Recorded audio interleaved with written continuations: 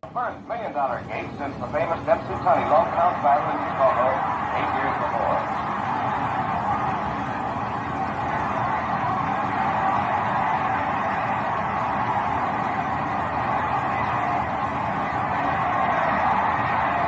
Everyone stunned by the fury of Lewis's attack.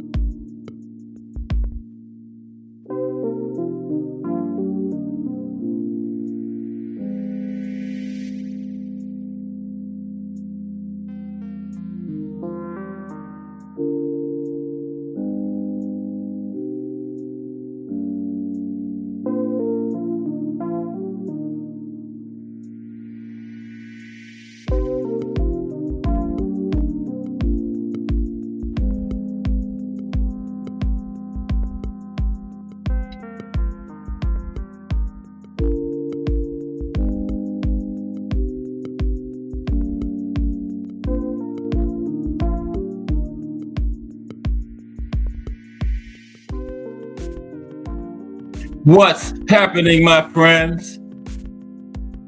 It's Cass Sports again, back for another afternoon with the family. Now, as usual, before I get started, let me give a shout out to the JBT community. It's just boxing talk. We're a group of people who just love to talk boxing. And we're always looking for others to join us. And you don't have to have a podcast. The only requirement is you just have to love to talk boxing. That's all. Salute to Mr. Cass, #JBT.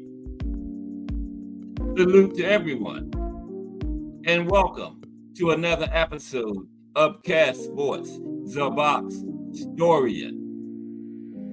Today, the most significant figures in years in boxing history. And you know what time it is. If it's Monday through Friday, 2 p.m., it's the Box Historian, bringing you all that boxing history.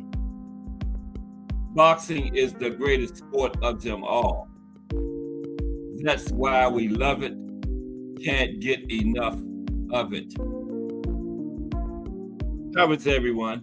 This is the Tuesday afternoon edition of Cast Sports the Box Story.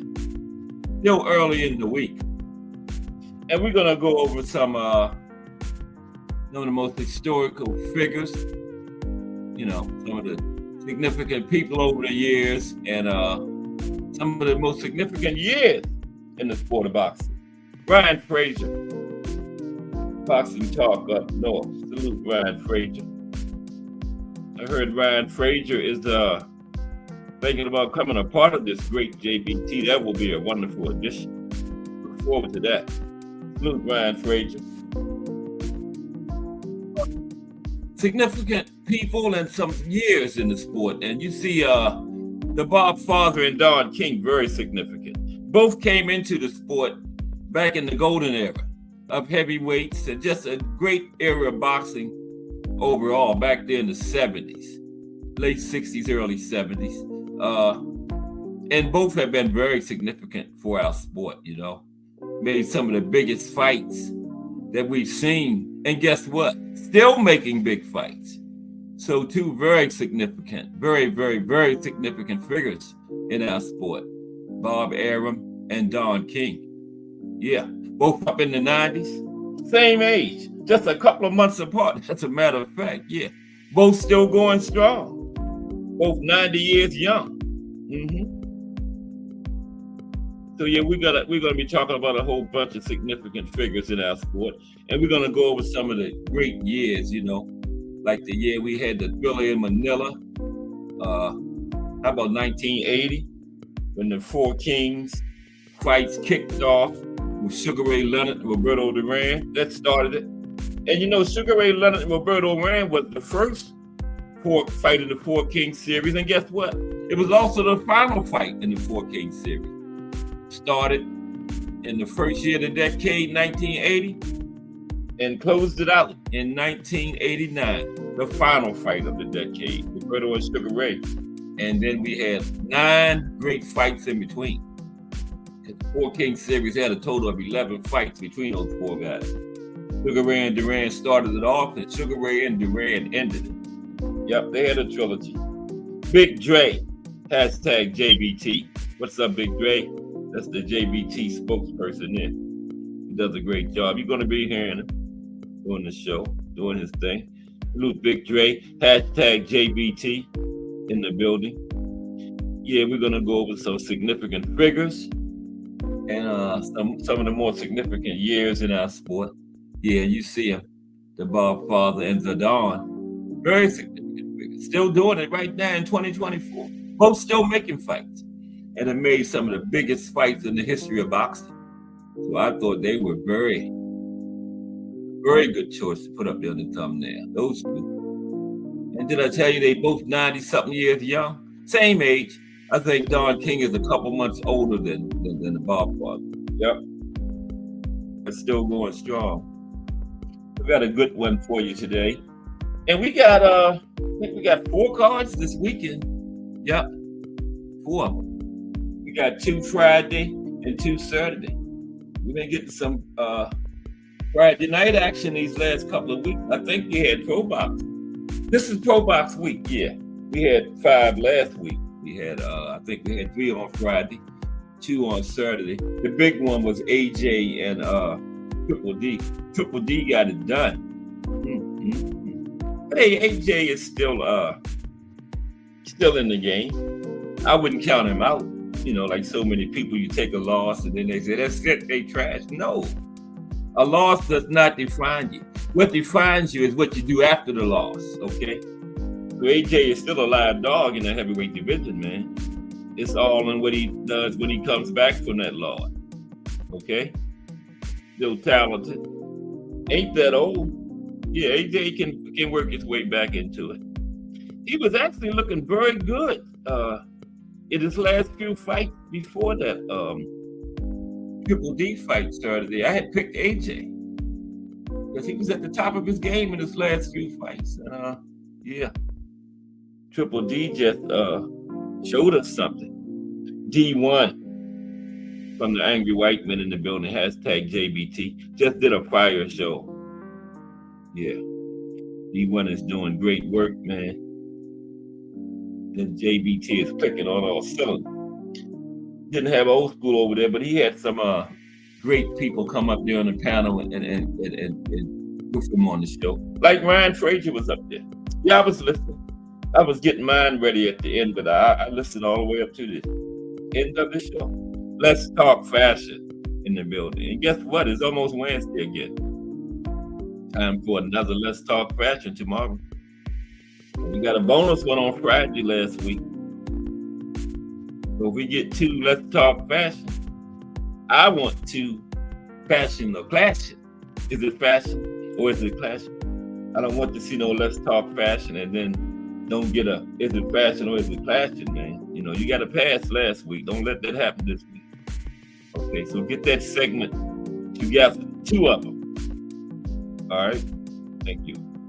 Let's salute Let's Talk Fashion, hashtag JBT. We're gonna get started about 2:30. But yeah, we got 4 nice fights coming up this weekend. But let's look at the week on Cast Sports. Of course, yeah, yesterday the matchups was called Fantasy Matchups Monday now. The fantasy matchups is going to be on Mondays now because I used to work on them all weekend and then try to hurry up and get something ready for Monday. And I said, just do the fantasy matchups on Monday. Fantasy matchups Monday. It was Ali yesterday. Next week is going to be Canelo versus the Legends. Got to get Canelo in there. Yeah. So he's going to fare against. And Canelo, what did he start at? 140? Well, did he fight at 147? But we're going to take Canelo from like 154 to 168, you know. Fought in all those classes, you know, up against some legend. Anybody that fought in any of those classes going to go up against Canelo next week. Ali went 14-0 yesterday. First undefeated. And let's talk fashion policy. I'm being biased from the old school fighters. No, I told everybody why he was winning the fight. Okay. We're gonna have Tank coming up too. I'm gonna try not to be biased. I told you, Tank against King Kong, Tank by knockout. I'm gonna do my best though. Tank and Roberto Duran, Herbie Armstrong, all those lightweights, man. Benny Leonard. That's gonna be a good one. But tomorrow is idea out of the chat on Wednesdays. Brought to you by D3 this week. Tomorrow is going to be the most avoided fighters in boxing history. Don't miss that. That should be good. The most avoided fighters. Just going to do one little segment on the Murderers Row because that could be the whole show. The Murderers Row fights. So I've grouped them together. But Hagler will be there. Who else? Winky Wright, Demetrius Andrade. He was avoided. Triple G was avoided some too now. You know, the younger Triple G, so we got to see. But don't miss that tomorrow. The most avoided fighters of all time. And then Thursday, the Boxing in the State series continues this week. It's Kentucky. We're up into the Keys. Just a history of boxing in Kentucky. Some other significant events that occurred in the state concerning boxing over the years. And then, of course, we're going to look at some boxers from Kentucky. You know who's from Kentucky, right? Muhammad Ali, so yeah. Take a quick look at him. And some other guys. Jimmy Young. Yeah, Jimmy Young, because him and Ali had the same trainer, Angelo Dundee. And they fought each other. And Angelo was in Jimmy Young's corner. Ali had one fight without Angelo because Angelo was Ali's trainer, but he was Jimmy Young's trainer and manager. And at that time, you got a bigger percentage of the bag from being a manager. So it was a no-brainer. Angelo said, sorry, Ali, I'm going to be in Jimmy's corner because I'm his manager too. And I get a bigger piece of the pie from being manager. So, but I forgot who Ali had, but by Thursday I'll have it. He had another legendary trainer, had him for that fight. But Angelo went back after that fight. Yeah, but Ali had one fight without Angelo. Yeah, he was in Jimmy Young's corner. How was that, man? Your manager from day one. I mean, your trainer from day one, and you like, At that point, Ali was like 10 years into his career, right? Of course, he missed the 3 years because of the suspension. So, like 7 years worth of fighting, and all of a sudden, this guy's in the other guy's corner. Yeah, he knows you.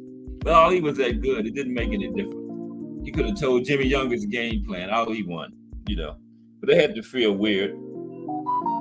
And then Friday, we end up the big week of boxing history with the profile. This week is going to be the life and career of Juan Manuel Marquez. I think he's underrated. When they talk about greatest Mexican fighters of all time, a lot of times they don't mention Juan Manuel, man, and he's up there. Top 5. You make an argument for him being the best. He's up there with Canelo, Julio Cesar Chavez, all them guys, man. Juan Manuel, Hall of Famer. Did he just go in? I don't know. Was he on this last card? I know he's in there. Or should be in there anyway. Should be a first ballot Hall of Famer. You know what I mean? Yeah. But we got a good one today. We're gonna look at some of the most significant figures in the sport and some of the most significant years. And then, y'all know about the Godfather and Don King, and they've been promoting for 50 years. Gave us some of the biggest fights in the history of the sport, man, and still doing it. Still doing it, yeah. Both of them up in their 90 years young, a couple months apart. I think Don King got the Godfather by a couple months. I think Don King might be like September and the Godfather is December, but they're both around 92.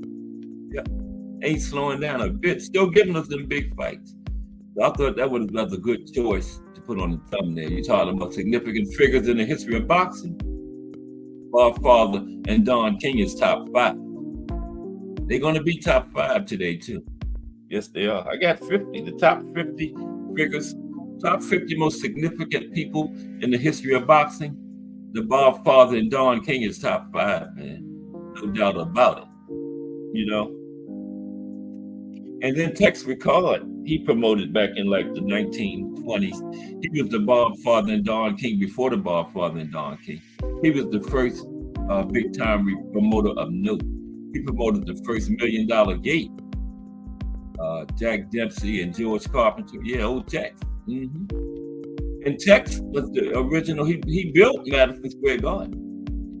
Tex Rickard did, yeah. He was the original owner of the Garden.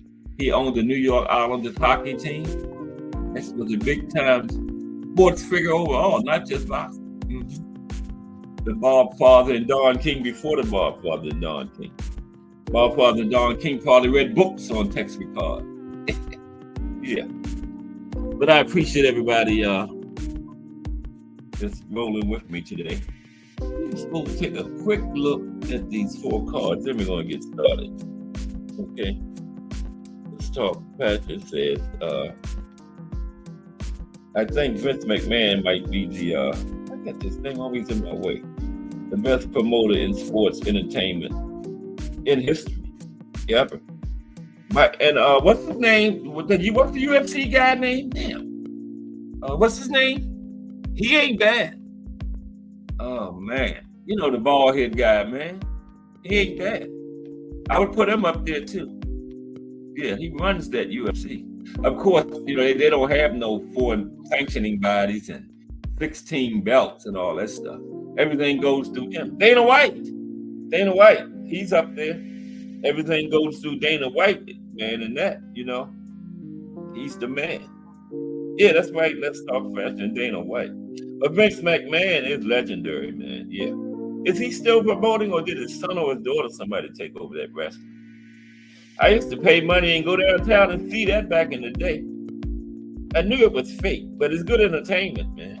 And those guys are some good athletes, the way they move and stuff in that ring, man.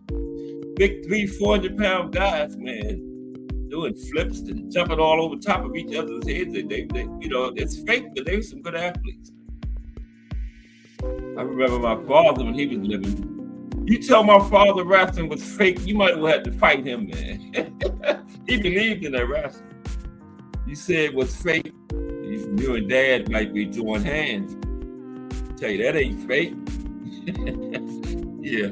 But let's see what we got coming up this weekend, man. We got 4 cards. I think 24 has passed 23, man.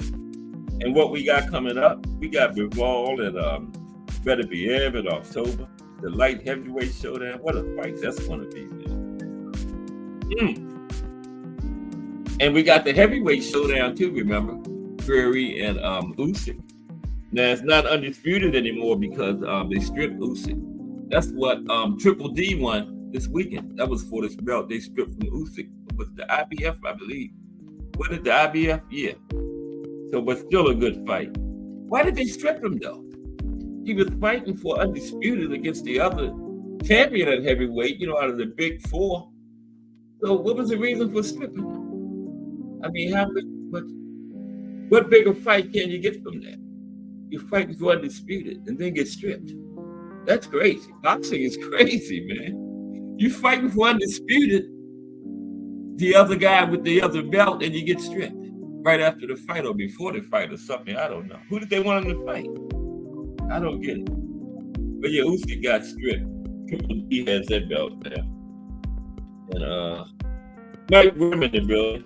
What's up, Mike? So man, I was looking forward to that AJ and Tyson Fury in Wembley Stadium. They probably would have had to add some seats in there. But they hold like 100,000. They might have had 200,000 for AJ and Fury, but hey. But AJ can come back. Just because the guy lost, don't throw him away, man. Like I said, it's not loss don't define you. It's what you do after you come back from that loss, man. AJ has a talent. He's not that old. What is he? Early 30s or something like that. He can fight his way back into contention. Nowadays, it don't take much. Look at Pandora. Pandora got sparked, and his next first fight after getting sparked was a title fight. Remember? He got sparked by Mendoza. His very next fight was against Tim Tszyu for the title. So hey, nowadays, boxing, I told you boxing is crazy. You can get knocked out and fight for the title your next fight, man. So hey, don't throw AJ away. Okay, don't throw him away. Okay, don't do it. But what's up, Mike? Good afternoon. We're gonna start very shortly. I just want to take a quick look at these cards. Just go over them, see who's on them. That's all. What you call it? The boxing sketching, right? But how's everybody doing today? We still early in the week. It's Tuesday, right? I know when I woke up it was Tuesday, but this time going so fast it might be Thursday by now. Is it still Tuesday? Yeah. Damn. I start the show on Tuesday, and by the time it ends, it's Wednesday. And we got the Let's Talk Fashion tomorrow. Are we getting another one Friday? Let's Talk Fashion again. So that was beautiful, man. Friday is crazy at the JBT. And we got a bonus AWM today, man. We are living large, Because we had Let's Talk Fashion. It's normally Wednesday. We got 2 last week, and then we got an AWM yesterday too. So we done had 2 so far already this week. That fire episode, Yeah, we didn't get the old school today, but D1 did a fantastic job in there, man. And T. Hill and Ryan Frazier, some other guys came up there on the panel. It was fire, man. Fire boxing talk. So that's all it is. It's just boxing talk, right? There ain't a whole lot to it. There's some fashion thrown in there too. By Remo. Let's Talk Fashion. A blend of fashion, sports, entertainment, and life. Okay, Wednesday at 10 a.m. And hopefully about 3:45 today, we can get a preview of what's going to be going on tomorrow on Let's Talk Fashion. Okay. 2 episodes shorty, okay. So we getting to is it fashion or is it clashes? I'm gonna put it out there. We getting to is it fashion or is it clashes this week, everybody? Yeah. So that's something to look forward to then. Yeah, thank you, Remo. Okay. We can't have this Talk Fashion without that segment. Man. We just can't have that, you know. That is fire. Yeah. Okay. Oh, we got 2 cards tomorrow. Not tomorrow, Friday. Sandy Ryan and Michaela Mayer. That should be a good one. That's for Ryan's WBC Women's Welterweight title. I think Mayer had that before, didn't she? One of them. That should be good. That's from New York, right? Xander Zayas is on the card. Damian Stokes. Good test for Xander. You know, I'm not exactly sold on Xander yet, but they are moving him very well. Yeah. That's one of them top ranked cards. Ain't that top ranked? Yeah. I told y'all about the Bob Fall. That's why I got him up there, man. One of the most significant figures in the history of boxing. You know, he started top ranked in 73. He also had another company in 68 called Main Event. That was the precursor to Top Rank. This man's still going in 2024. Still making big fights. Got a card coming up Saturday, as a matter of fact. The ballpark. Bruce Shushu Carrington on there. That is a good card. Elvis Rodriguez. Haven't seen Elvis in a minute. Oh, okay. Rohan Polanco. Vito Melnick.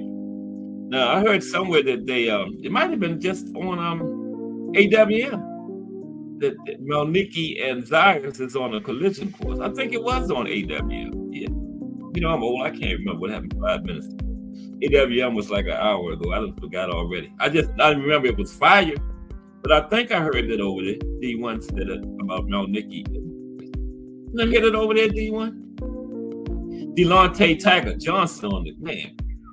Floyd Diaz. Then we got another one tomorrow from Fayetteville, Georgia. Alicia Baumgartner. Delphine Pursuit. Don't sleep on the veteran. Delphine Pursuit. I heard her beating Katie Taylor when they fought a few years back. They gave it to Katie, but I picked Delphine in that fight. So don't sleep on. That's for Baumgartner's WBC Women's Junior Lightweight. But don't sleep on Delphine Pursuit. She's a veteran fighter, man. So yeah. We got another female fighter on there, Rosalind Rodriguez, Amy Narrett, or something like that. You know how many names are. Million names is just as bad as being technology. And we're gonna make it. Let me see what's happening Saturday right quick. So what would be the big one of the weekend? I guess it would be Michaela Mayer and what's Michaela fighting again? See, I just said it. That would probably be the big one, wouldn't it? The top ranked one. Michaela and who else? Sandy Ryan, yeah, I guess that would be. Because Saturday, Alicia Baumgartner and Delphine is going to be a pretty good one too. Don't sleep on the veteran, Delphine. We got Rhiannon Dixon and Terry Harper. Oh, man, the women are taking over this weekend. That's from Sheffield, England, for Dixon's WBO women's title. Harper is a veteran too. Peter McGrail, Brad Foster. And then we got one more Saturday from, yeah, Miami, Florida.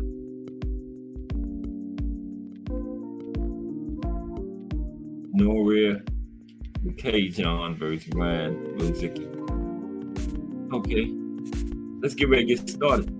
Janet Beck is in there next Saturday. Janet Beck is always exciting when he in there. Janet Beck has the IBF middleweight title, right? No, that's next Friday, I believe. Friday after this. Oh, Nick Ball making his first title defense. You know it's in England. When them UK guys get their title, if you want it, you got to take your ass over there to England. They ain't coming out of there until they lose.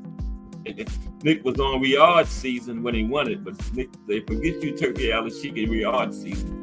I'm going home to the UK and defend my belt. Nick's going up against Ronnie Rios. That's next Saturday from Liverpool, England. That's just what it is, man. When those English guys win those belts, you got to go over there and get it. They ain't coming out of there with it, you know. It was a great fight, though, Nick and Raymond Ford, yeah. I picked Nick. Good fight, man. Couldn't have been mad either way. Couldn't have been. I thought Raymond pulled it out, but you can't be mad because it was a good fight. You know, Nick stayed in there and fought his ass off, man. And hey, when the judges said Nick Ball, you couldn't be mad. He did a great job. Let's get ready to start the show today. Anybody else come in here? Crush the Legend. Hashtag TWT. What's up, Crush? Crush the Legend comes on at 6:30 a.m. in the morning, man, and he is doing that. Great job with that, man. I've been over the last couple mornings. From the representing that winning team, another great organization of men and women in these streets with this fire boxing talk. Salute, Crush. Had a nice little talk about Princeton MJ this morning. That was fire, man. I really enjoyed that. We're gonna get ready to get started today. We're gonna talk about some significant years and significant people in our sport. And you ain't gonna find too much more significant fighters or whatever than the Godfather and Don King. But they have gave us some fantastic fights over the years. And guess what? They still give them to us. The Godfather got a big card this very weekend. Okay? So if that ain't significant, I don't know what is, man. Yeah. Both of them 90-something years young. Same age. Don King got the Godfather by a few months. I think it's September and December. But I know they're in the same year. About 92. Still going strong. Godfather started top rank in 73, but he was with the Nation of Islam promoting Ali's fights in like the middle to late 60s. Company called Main Belt, which was a precursor to Top Rank. And I think Don King started early 70s too. I don't know the exact year, but they both been going 50 years strong, man. And both of them still going strong. So that's why they're on the thumbnail. You're talking about significant people in boxing. Don King and the Godfather's top 5, man. Love them or hate them, you got to give them their flowers, man. They have gave us some big fights over the years. And like I said, they still give them to us. Especially the Godfather. Did I say he got a big card this weekend? Well, let's get started. 2:34. But appreciate everybody rocking with me today, man. Got Crush the Legend in here. Welcome, Crush. You enjoy yourself today. Boxing history over here. Monday through Friday, 2 p.m. Because anything that you enjoy, knowing the history makes you enjoy it better, as you watching it and enjoying it. Any aspect of life, anything you like, man, knowing the history of it it makes it even better, knowing how it started and over the years. That's what we're going to talk about in boxing today. Some significant events, significant years in people. Okay, we're going to start out with some significant years, things that happened. Okay, we're going to rank the 10 most important years in boxing history. Okay, number 10 on down. Okay, let me drop that a little bit. That's why I miss Bill Knuckles. Bill Knuckles would have been told me, Cash, turn that down. Sheesh. Can't hear myself think. As far as I'm going, I can't operate without my music. But first, before we get started, let's listen to our spokesperson. Everything about the JBT is fire. We even got a fire spokesperson, man. Let's check Big Dre out. Very quick. Okay. Uh-oh. Something ain't right.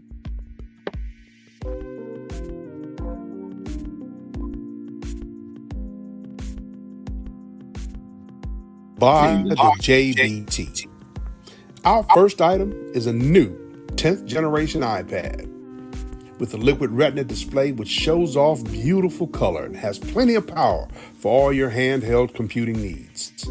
Great for work, play, or just movies on the go. How much is it to enter, you ask? Just $10. Or you can catch the deal with 3 entries for just $25. It's easy to enter. Just cash app your entries to $, JBT Network 1. That's $JBT Network 1. Our second item is a set of Konichi Bear Bluetooth noise canceling headphones. Great for gaming, movies, or travel. As the second prize in this great raffle. Our third item is a Ninja brand air fryer. Great for all your air frying needs. Cooking healthy with the JBT. So send your entries via Cash App to JBT Network 1. That's JBT Network 1. $10 each or 3 for $25. Put raffle on the comment line and you are entered. You're in there. Thank you, Big Dre. Man, all that, just $10. But I would get the 3 for $25 because guess what? You get that 3 for $25, you might get all 3 of them. One person can win all 3. You're not limited to one. Get the block of 25, your name can come out there 3 times.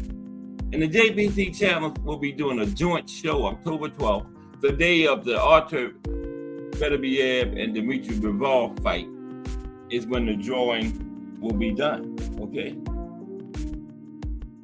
We're not doing it the old-fashioned way, drawing the names out of a hat. They got some kind of technological stuff. I don't know. I'll just be in there watching because I don't know nothing about that.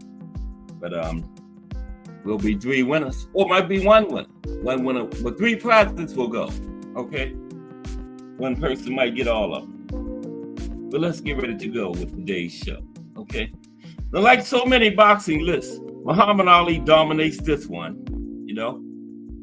Our most iconic star reigned over one of the sport's greatest eras at a time when boxing enjoyed tremendous cultural importance. So yeah, Muhammad Ali, you know, we're gonna get him quite a lot on this one. But first, we're gonna do the year starting 10 on down. Okay. What is Remo says? Mike Tyson said Don ain't doing well health-wise. Really? He's 90-something years old. But he just what's the last fight he promoted was that AB and Blair Cobb, right? Like he hasn't done anything since then, has he? Yeah. He didn't look too bad then, but that was a few months back, so yeah. Don will be back, man. Him and Bob ain't going nowhere. They both gonna be up in the hundreds, still promoting fights. Watch. Don will be still here when Mike Tyson gone. Okay. Number 10 is the Duke Koo Kim tragedy, right? And this was 1980. Boom, boom. No, 1982 when this happened. Okay. Now, that's him and Boom Boom on the screen there. Of course, that's Duke Koo Kim on this. That's Boom Boom on the left on that one. Like Duke Koo Kim getting a shot in there. But anyway, Duke Koo Kim suffered the injuries that eventually killed him on live television in a fight against Ray Boom Boom Mancini, right? Mancini was featured regularly on network television around that time. Now, when Mancini defended his WBA belt against Duke Koo Kim on November 13th, 1982, now it was not expected to be much of a test, right? Boom Boom was heavily favored, but the South Korean Duke Koo Kim, he was lightly regarded. He had never fought outside of South Korea at that time. This was his first time out of his country, right? But instead, Kim came into this fight prepared for an all-out war. And for the first 11 rounds, the two fighters fought back and forth on even terms. In the championship round, because it was 15 back then, right? In the championship rounds, Mancini began to take control of the fight. So Kim continued to come forward relentlessly, okay? In round 14, Mancini finally dropped Kim. Dropped him for 10 seconds. Now, Kim briefly made it to his feet, okay, after the count was finished. You know, the get up fight was over. But then all of a sudden he collapsed. And he had to be taken from the ring on a stretcher. And he never regained consciousness. He died 5 days later. And the tragedy of Kim's death was the catalyst for reducing championship fights from 15 to 12 rounds. One of the most significant changes in the history of the sport. Because back then we had 15, 12, and 10 round fights back then. But that was the end of the 15 rounders after that. Still had a few more. But that's when they first started talking about, you know, we got to get rid of these 15. You know, because it was in the 14th. Well, you know, Dooku Kim took a lot of punishment, and it might have still happened if it would have went 12 rounds. It just wouldn't have happened in the ring on national TV. But, you know, he collapsed in 14 and never regained consciousness. After the referee counted him out, he actually got up. But then he collapsed. Took him out of there I saw that fight too, live. I mean, I wasn't there, but I saw it on TV live. You know, took him out of there on a stretcher. He never came out of that coma. Yep. Dooku Kim. Bruce Gass saw it too. There he is. Bruce Gass says, this fight is a reason that fights was changed from 15 to 12 rounds. Yeah, Bruce Gass saw it. You know. That was it, Bruce. That was significant. That's why it's number 10. But salute Bruce Gass, Boxing Jazz, and more in the building. I told you, Bruce Gass don't comment much, but when Bruce Gass comments, it's something significant. Okay? When you see Bruce Gass' name going at that, make sure you read that. Okay. Number 9. Most significant years in the history of boxing was 1980. Okay. I got off track. Excuse me. You right, D1. This stuff is nerve-wracking when you start doing these lives. Enter the Kings. Enter the Kings. Number 9. Enter the Kings. Okay. It's nice and clear. Okay. It's a little slanted, but it's nice and clear. Damn it. Enter the Kings.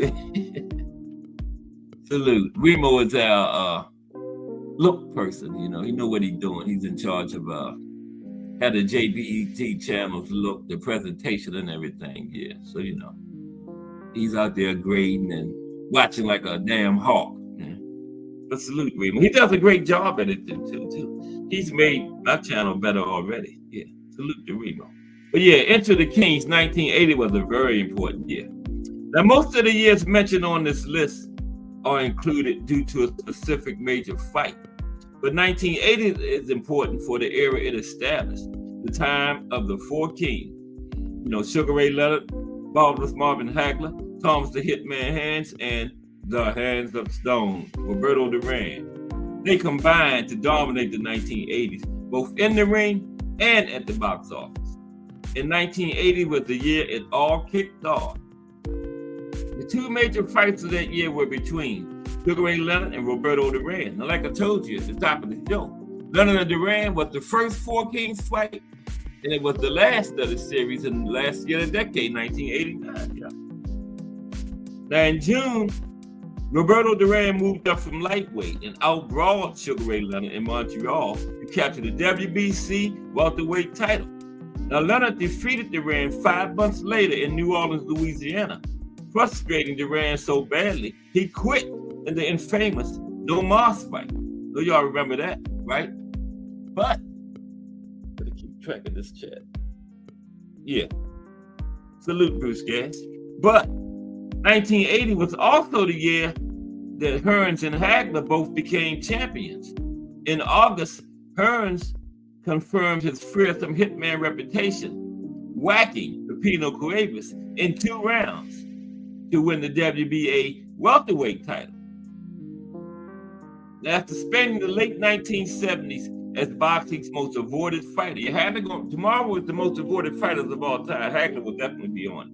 But after spending the late 1970s as boxing's most avoided fighter, Marvin Hagler traveled to England in September 1980, where he destroyed Alan Minter in just 3 rounds, becoming the undisputed middleweight champion. Okay? And he didn't lose it until 1987. And he didn't lose it then because they cheated him against Sugar Ray. Okay? And everything after that point was in place for a golden decade of boxing. Yeah, the 4 Kings. Anybody was around then, man. That was beautiful. And they came right on time. That was right around the time when Ali was on the way out. We needed something, and the 4 Kings came right in between Ali and Mike Tyson. You know, because Mike Tyson was a big thing when he came on the scene, but the 4 Kings came around right in between those two, and it was just perfect. Just perfect. Bruce will tell you. Okay, number 8, going from 10 to 1 on the most significant years in boxing. Number 8, 1975, the Thriller in Manila. Okay. The greatest fight of all time, as far as I'm concerned. The Thriller in Manila, man. The 1970s stand without challenge as the greatest single decade in heavyweight boxing history. In 1975 was the year it reached the pinnacle. In October of that year, Muhammad Ali traveled to Manila in the Philippines to defend his heavyweight crown against his greatest rival, Smoking Joe Frazier. Not Joe Frazier, Joe Frazier. Okay, that's how Howard Cosell used to say it. Joe Frazier. It was the 3rd meeting between these two.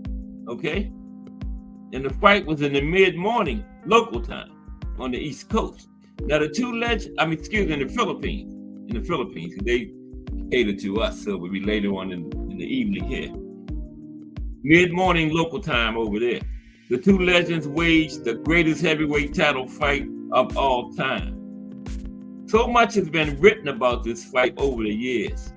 It had already assumed an aura of mythical grandeur, even before it was over with, you know, the way they went at it, right?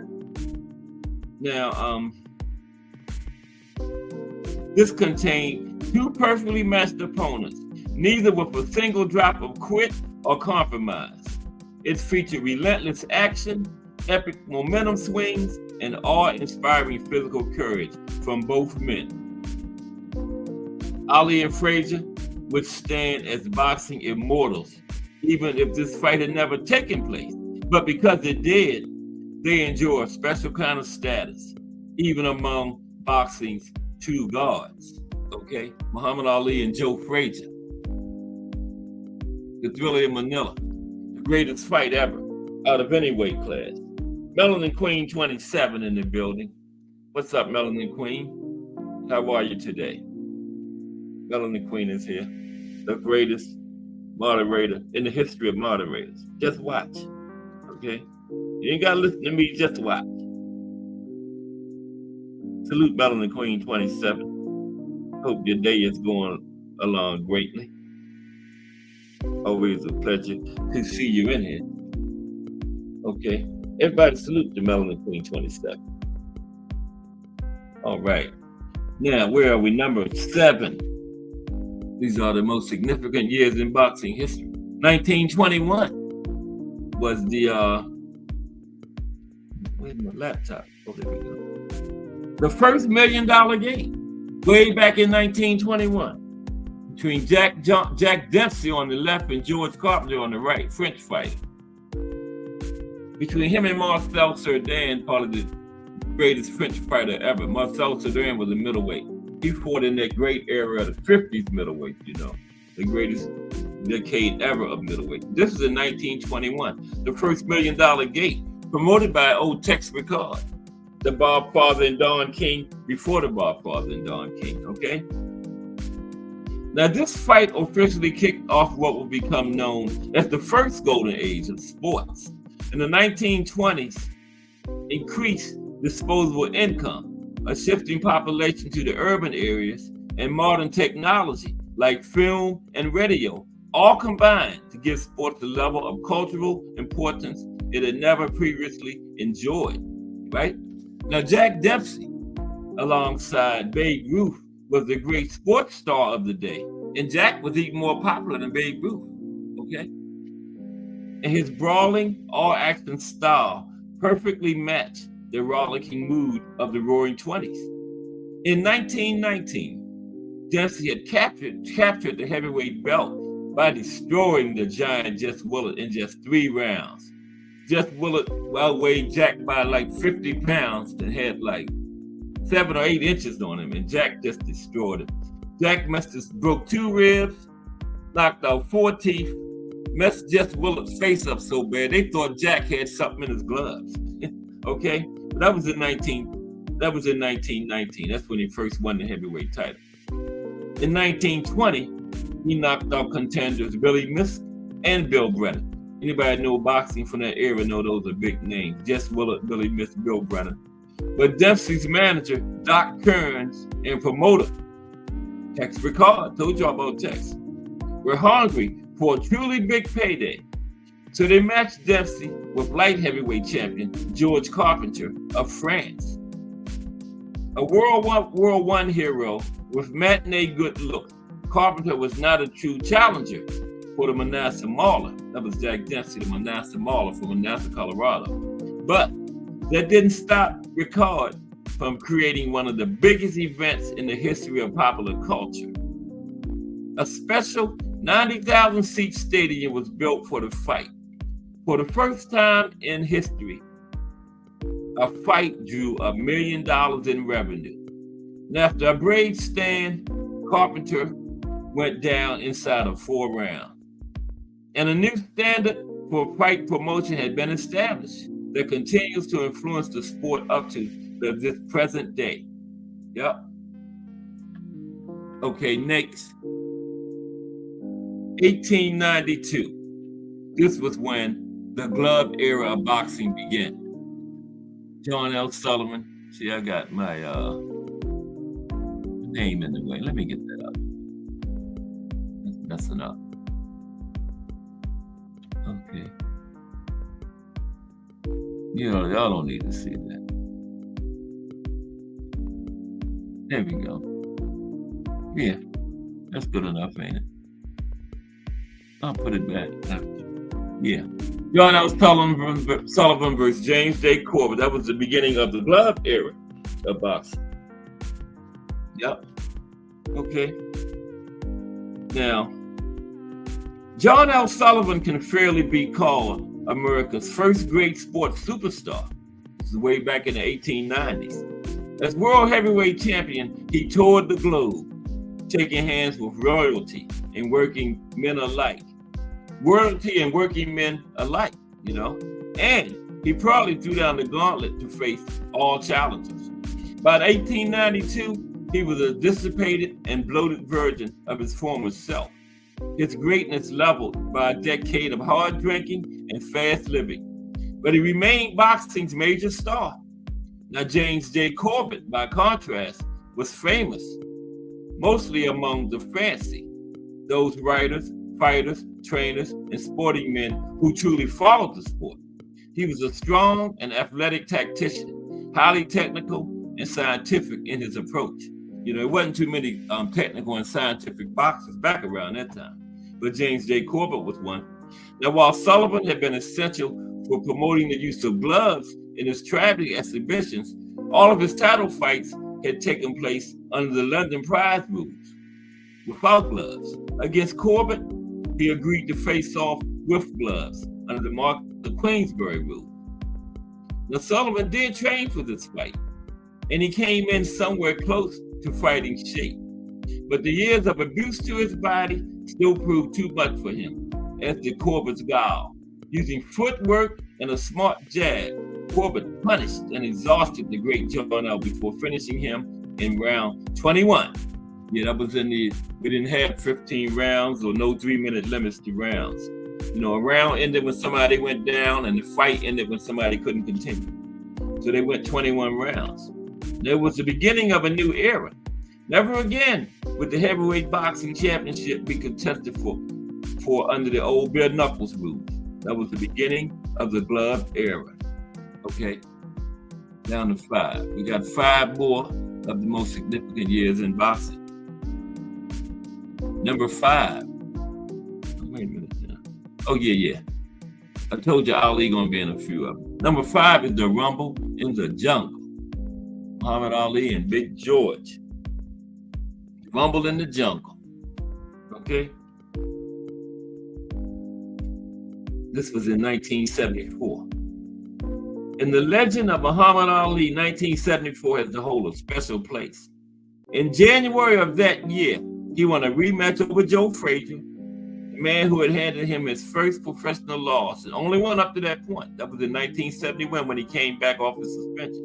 Now, he had another fight before that, but Joe gave him his first loss, 1971. And the stage was set for Ali to face Big George Foreman. The Foreman had become the heavyweight champion in 1973, stunning the boxing world by dispatching Joe Frazier in just 2 rounds, knocked him down 6 times, and stopped him in 2 rounds. In March 1974, he had made similarly short work of Ken Norton, a fighter who had also defeated Ali. Norton had, and Foreman made short work of him. Foreman was destroying everybody, man. And at that time, I was like 12, and I was like, Ali, just let Foreman have the title, man. I thought Ali was going to get hurt. I was like, don't get in there with that monster, man. Just let him have it. You don't need it. You're the greatest. You don't need that title. But Ali got in there. Ali was given little chance against the seemingly invincible Foreman. But the fight was set for later in the year in the Democratic Republic of the Congo. This fight would mark Don King's debut as a major boxing promoter. Don King, one of the most significant people in the history of boxing.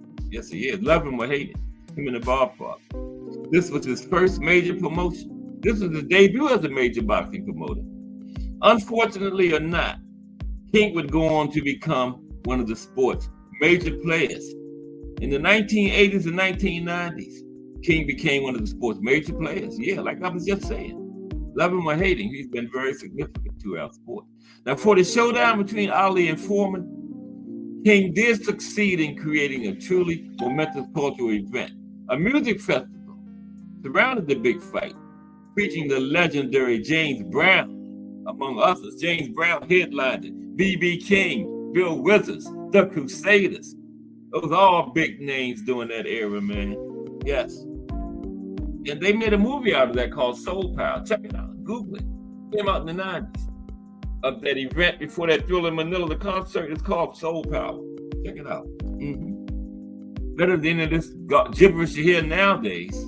You know, about UBU, MF, I'll cap you 10 times to the head. Yeah, that was music back then. Soul Power, that's the name of it. Now, the fight stands as one of Ali's greatest triumphs. Debuting his rope-a-dope strategy, he used small movements and blocks to deflect and lessen the impact of Foreman's heaviest shot as he camped out along the ropes and tricked the champion into punching himself out. And Ali was talking to him. He had pissed him off before the fight, talked about his mother, his grandmother, everybody, you know. And Foreman said after the fight, he said, I was not trying to beat Ali, I was trying to kill him in this. So Ali took a complete out of this game. In round 8, Ali poured on his own aggression and finished off a fatigued and mentally broken opponent to become just the second man in boxing history to reclaim the heavyweight crown. Floyd Patterson was the first.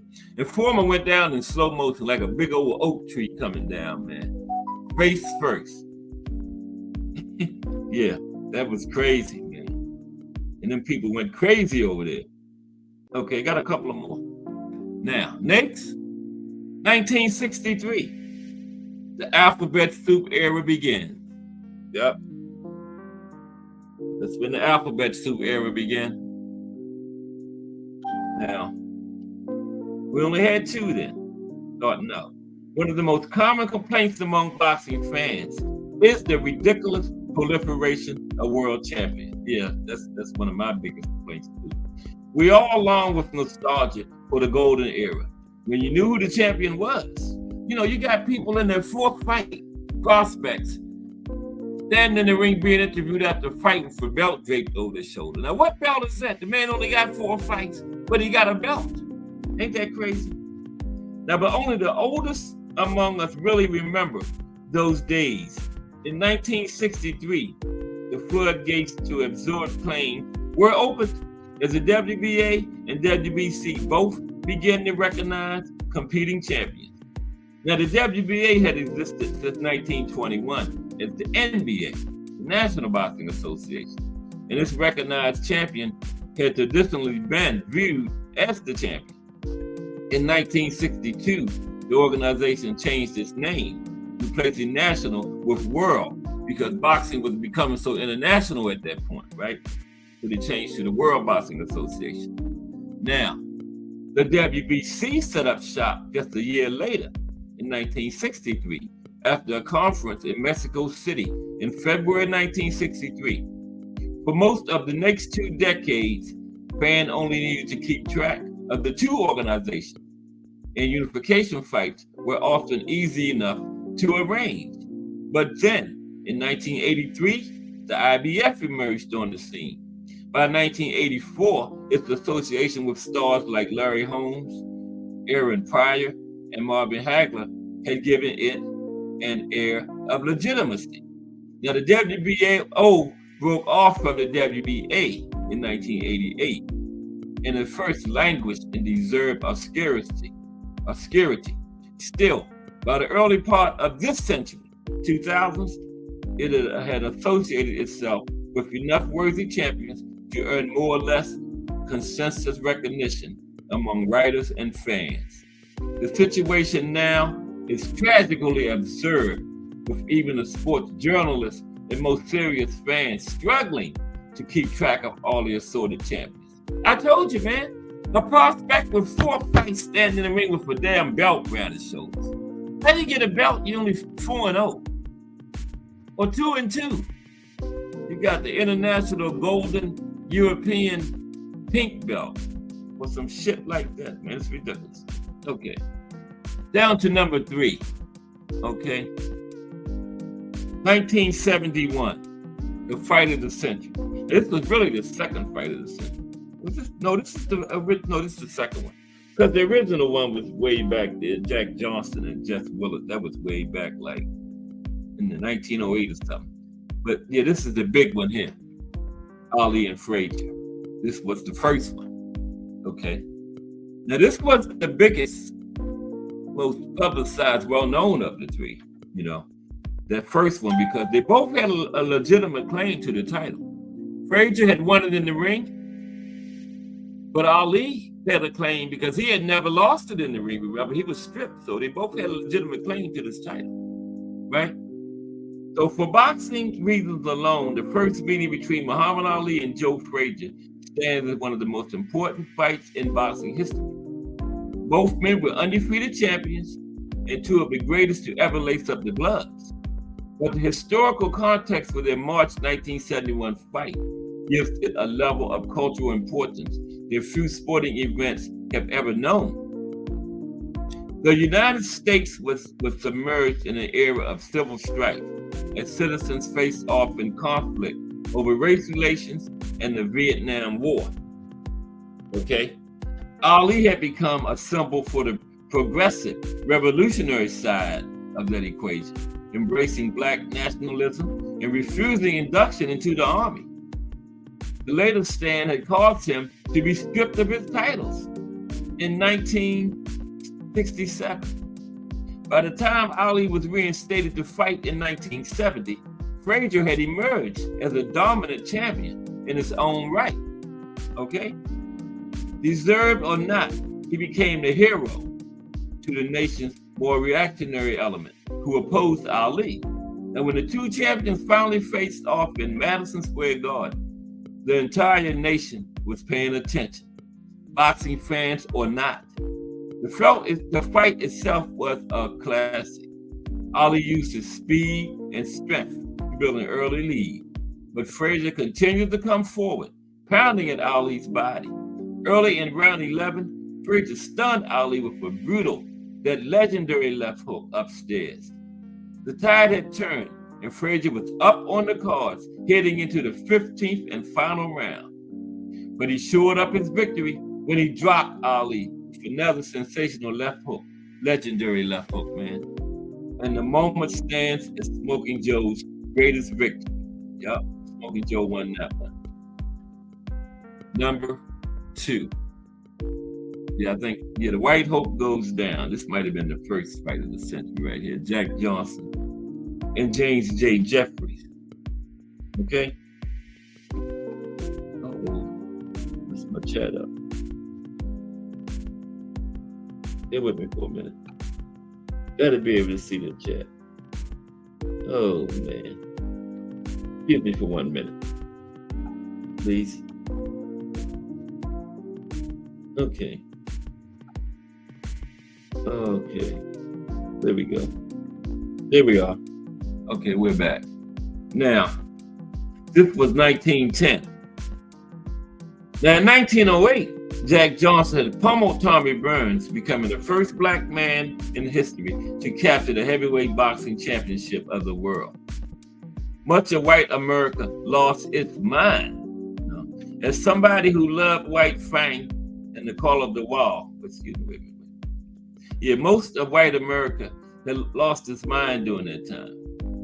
Unfortunately, for his own part, Johnson took great pleasure in angering the bigots of the world, making no attempt to be humble or respectful. He was as boastful as Muhammad Ali would be a half century later, but within living memory of the Civil War. Yeah, Jack was at the wrong time for that. Now, a cry went out for a great white hope who could teach Johnson a lesson. The best anybody could find was former champion James J. Jeffries. Jeffries is among the top 15 or so fighters to ever hold a heavyweight crown during the club era. He was a large, shockingly agile man with good technical skills, but he had retired as undefeated champion in 1904, retiring to his farm and swelling to over 300 pounds, okay? Now, his reputation alone was enough to make his challenge to Johnson a major prize fight. It set new box office records. The fight was also historically important due to the fact it was one of the first major fights where film rights were sold. In the ring, Jeffries was punished for 15 rounds before getting stopped. The racist attitudes that surrounded this fight make it an ugly memory in boxing history. But it is an even more important moment for shattering the myth of racial superiority. Okay? And finally, the most significant years in boxing history, 1938, Joe Louis, American hero. Okay? No sporting event in history has been more important to the development of America's multicultural mosaic than the 1938 boxing match between Joe Louis and Max Schmeling. With World War II looming on the horizon, white America embraced the black man as its guide. Louis had become heavyweight champion in 1937 when he knocked out James J. Braddock. But his 1936 loss to German Max Schmeling still hung heavy on his mind, okay? He publicly declared he would not feel like a champion until he defeated Schmeling in a rematch. Now, the Nazi government of Germany had seized upon Schmeling's victory as a propaganda bonanza, using it as evidence of Germany's racial superiority. Now, with World War II looming, the 1938 rematch between Louis and Schmeling took on international importance. When Louis was called to the White House, President Roosevelt told him, "Joe, we need muscles like yours to beat Germany." He was telling him he needed to win that fight. Okay? Now, for his own part, Schmeling appeared to have been an honorable sportsman, though caught in an ugly political situation. He would later personally save the sons of a Jewish friend during the Holocaust and keep the story secret for decades after apparently due to modesty. Now, you know, a lot of people didn't like Schmeling, but he really didn't support the Nazis. But, you know, being that what was going on at the time, World War II looming, a lot of people related him to the Nazi cause, but he really didn't support the Nazis. It was found out later. And him and Joe Louis became best of friends. Schmeling was pallbearer at Joe Louis's funeral.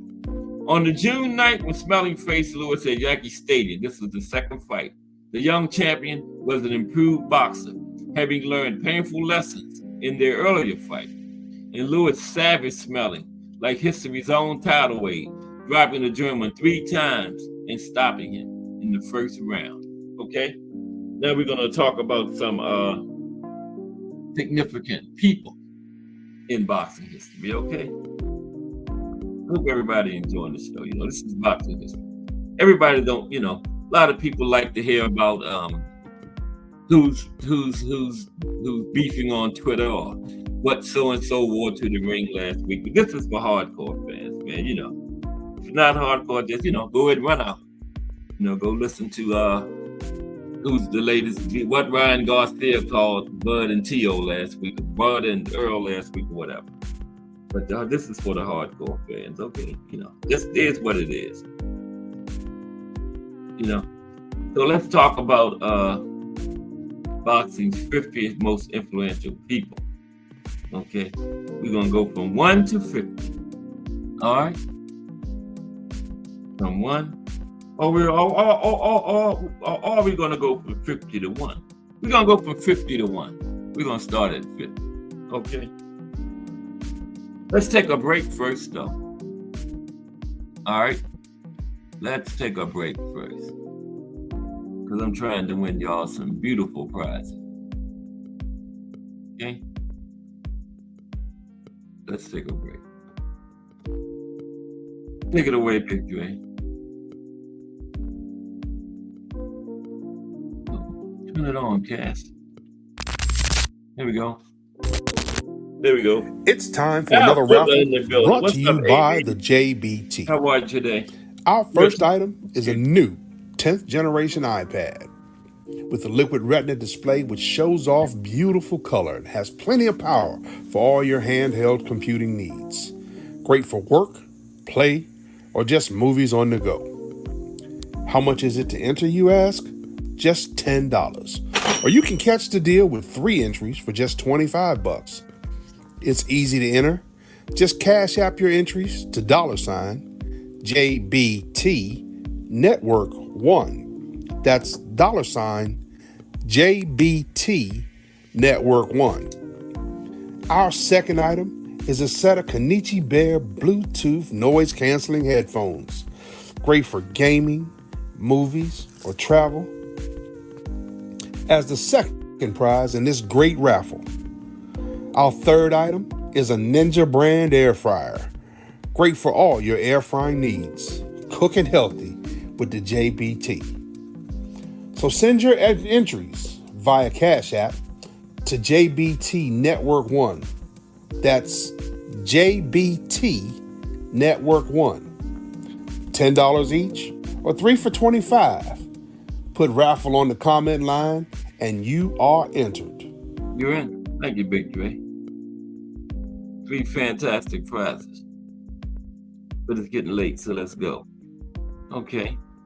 The 50 most significant people in the history of boxing.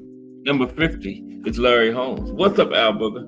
We talked about 10 of the most significant years in boxing. Now 50 most significant people. Yeah, and Bob Father and Don King is top 5. Been promoting since the 70s. Still, the Bob Father got a big fight coming up this weekend. Had one big card this weekend. Had one last weekend, didn't he? Yeah. Okay, Larry Holmes, number 50. Holmes had the unenviable job of following Muhammad Ali as heavyweight champion, but he was a brilliant fighter who soon became regarded as one of history's best big men. These are very brief. Very brief. Number 49. Chris Dundee. That's Chris on the right. Muhammad Ali on the left. That was Angelo Dundee's brother. Chris Dundee, trainer and promoter. Dundee, the brother of trainer Angelo Dundee, is best known for being a proprietor of Miami's 5th Street Gym, where Cassius Clay, later to become Muhammad Ali, prepared early in his career. Dundee also was among the tutors of eventual Hall of Fame matchmaker Bruce Trampler. Yeah, I talked about that when I did boxing in Florida, remember? Boxing in the States. Number 48. Whitey Bimstein.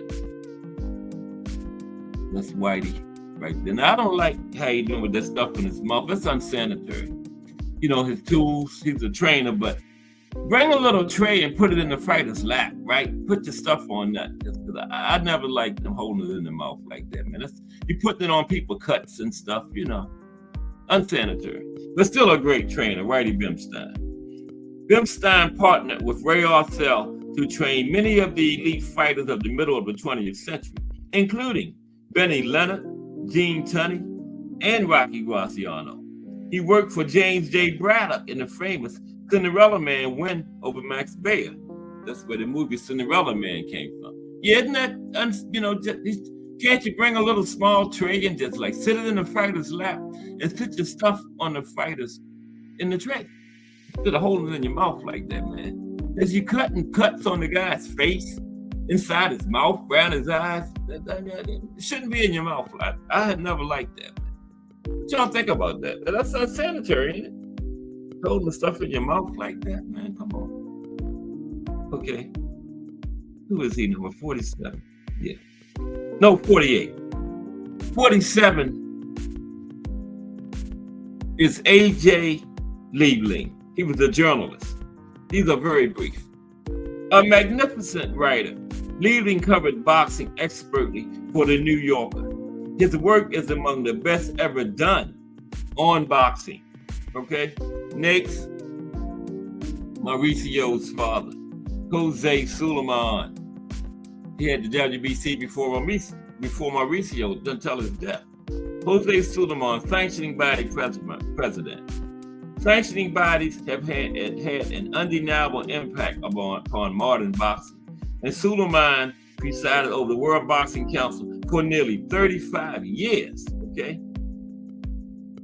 He was universally admired in the sport, but the WBC championship is the most well-known title belt in the world, okay? WBC, yes.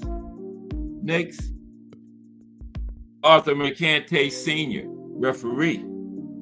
Arguably the finest referee ever, Mercante is renowned as the third man in the ring for the March 8, 1971 fight of the century between Muhammad Ali and Joe Frazier. We just talked about that. One of the 10 most significant years in history was the year of that fight. Mercante worked 145 title fights, most of them in an era when there were just 8 weight classes and 1 champion per class. Arthur Mercante, widely known as the best referee ever. Okay? Count down 50 most significant people in boxing history. 44 is Ray Arcel, trainer. Here he is. There's Ray and Roberto Duran. Okay, salute Al Booger. Ray Arcel, trainer. Arcel ranks among the greatest trainers in boxing history and helped mold the career of Roberto Duran, the Hands of Stone, as well as dozens of others. Ray Arcel, legendary trainer. Number 43, Paul Gallico, sports writer. Gallico was one of the finest sports writers of his era and was at its peak in the 1920s when boxing was neck and neck with baseball as the most popular sport in America, thanks a lot to Jack Dempsey. Gallico is also the founder of the New York Golden Gloves. Yep, Gallico. Remember New York and Chicago? Arch Ward founded Chicago. Gallico founded New York, and they used to compete every year. One time there was only 2. Those were the standard. You win Chicago or New York, that was the pinnacle of an amateur career back in those days, winning one of those 2 Golden Gloves. Number 41, Murray Goodman. Murray was a journalist and publicist. Okay? Goodman, whose son Bobby is also a member of the International Boxing Hall of Fame, was a creative publicist whose work helped boost the careers of such greats as Sugar Ray Robinson, Henry Armstrong, Rocky Marciano, and Muhammad Ali. Okay, Murray Goodman. Number 40, Smoking Joe Frazier. Wait a minute. Bennett. Oh, I missed one. Oh, my bad. That's Irving Rudd. I miss Irving. Irving was a publicist too. Perhaps the sport's most creative and inverse publicist. The publicist Ward worked with Sugar Ray Robinson and Sugar Ray Leonard, and most all of the major figures of the game in between. Yeah, then that was Murray Goodman, my bad. Yeah, I did Murray. Slow down, Dad. Okay. Then we get to Joe Frazier, okay? Wait a minute now. I'm way up here, man. It's Joe Frazier. The slide display got mixed up, but I know how most of the people look. Anyway, Joe Frazier's number 40, boxer. The B side of boxing's greatest rivalry. Frazier not only defeated Ali in their epic 1971 fight, but he pushed Ali to perhaps his limit during a Thriller in Manila, a sensational fight in the Philippines that remains one of the finest in the sport's history. Yeah, that thing got all mixed up, man. Oh, I'm going the wrong damn way. Sorry about that. Next is Carlos Monzon. My bad.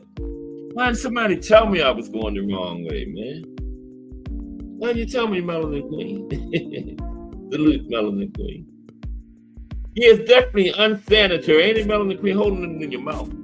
I say have a little small tray, come through the ropes, sit it on your fighter's lap, do what you gotta do, and when they say seconds out, take your tray and get out of the ring. Don't hold it in your mouth, because you might be doing a cut inside your fighter's mouth.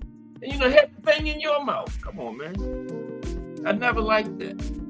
But Carlos Monzon is number 39. Monzon is a former middleweight champion who at the time of his retirement held a record subsequently broken, the most consecutive successful title defenses before the team. I think it was broken by B-Hop, because that was at middleweight.